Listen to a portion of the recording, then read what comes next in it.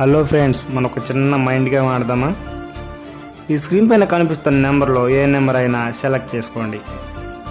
ఇప్పుడు మీరు సెలెక్ట్ చేసుకున్న నెంబర్ని అలాగే రివర్స్ చేయండి.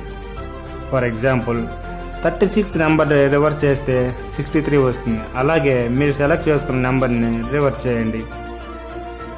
ఇప్పుడు మీ దగ్గర 2 నెంబర్లు ఉంటాయి. ఒకటి మీరు సెలెక్ట్ చేసుకున్న నెంబర్, 2 మీరు రివర్స్ చేసిన నెంబర్. వీటిలో ఏది పెద్ద నెంబరో చిన్న నెంబర్తో మైనస్ చేయండి.